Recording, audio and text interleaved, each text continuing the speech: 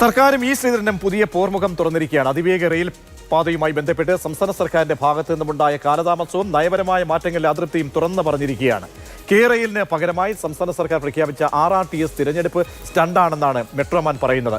തിരഞ്ഞെടുപ്പ് കാലത്താണ് സർക്കാരിന്റെ തിടുക്കപ്പെട്ടുള്ള ഈ നീക്കത്തെ സംശയത്തോടുകൂടിയാണ് കാണേണ്ടത്. നേരത്തെ CPM-ന് താല്പര്യമുണ്ടായിരുന്ന പദ്ധതിയിലെ മലക്കം മറിച്ചിലിനെയും ശ്രീധരൻ സംശയദൃഷ്ടിയോടെയാണ് കാണുന്നത്.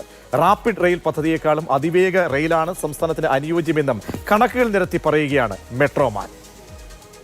ഉദ്ദേശിച്ച സബർബൻ സർവീസ് സിറ്റിയിൽ കൊണ്ടുവരാൻ വേണ്ടിയിട്ടാണ്.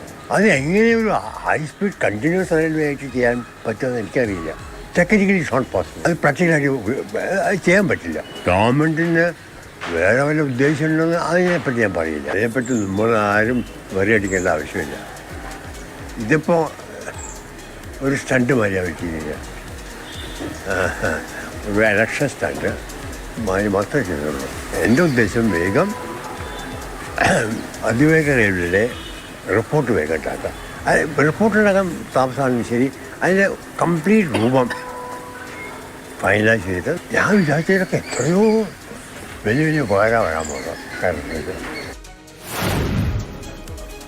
അതേസമയം ഈ വേഗറെയിൽ വിഷയത്തിൽ വിവാദമല്ല, അതിവേഗ ട്രെയിനാണ് വേണ്ടത് എന്ന് MV ഗോവിന്ദന്റെ പ്രതികരണം. കേന്ദ്രം പറഞ്ഞിട്ടാണ് കെ റെയിലിനായി എല്ലാം ചെയ്തത്. ശ്രീധരന്റെ പരിപാടിയാണ് വരുന്നതെങ്കിൽ വരട്ടെ എന്നും ഗോവിന്ദൻ പ്രതികരിച്ചു. കേന്ദ്രം പറഞ്ഞു എന്നുള്ള വിവരം വന്നാൽ പോരല്ലോ, കേന്ദ്രം പറയണ്ടേ. കേന്ദ്ര റെയിൽവേ മന്ത്രി അതിനുശേഷം കണ്ട് സംസാരിച്ചപ്പോൾ കേന്ദ്രമന്ത്രിക്ക് ഇതിൻ്റെ വിവരമില്ല. അടുത്ത ദിവസം തന്നെ, അതായത് ശ്രീധരൻ പറഞ്ഞതിന് ശേഷം. ശ്രീധരൻ്റെ കാര്യം ഗവൺമെൻറ് പറയുന്നില്ല. 4 മണിക്കൂർ മുമ്പായിട്ട് തിരുവനന്തപുരം നിന്ന് കാസർഗോഡ് എത്താൻ കേട്ടോ. അതിന് വേണ്ടിയിട്ടുള്ള ഒരു സംവിധാനം വന്നാൽ മതി. എന്നാൽ ശ്രീധരൻ്റെ പരിപാടിയാണ് വരുന്നത്, ശ്രീധരൻ്റെ പരിപാടി വന്നോട്ടെ. നമുക്ക് റോഡ് ഈ അതിവേഗത്തിലോ അല്ലെങ്കിൽ അർദ്ധവേഗത്തിലോ ഉള്ള റെയിൽ സംവിധാനം പാടുന്നേ ഉള്ളൂ.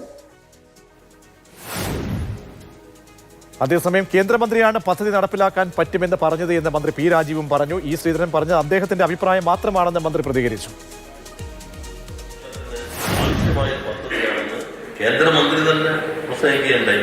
ഈ വകുപ്പിന്റെ ചുമതലയുള്ള ഇത് നഗരാസൂത്രണത്തിലുള്ളവർ ആ മന്ത്രി തന്നെ അവിടെ പ്രഖ്യാപിക്കുകയുണ്ടായി. ആ പ്രഖ്യാപനം കൂടി കണക്കിലെടുത്തിട്ടാണ് ഇതെല്ലാം പരിഗണിച്ചുകൊണ്ട് ഈ തീരുമാനത്തിലേക്ക് സർക്കാർ എത്തിയത്.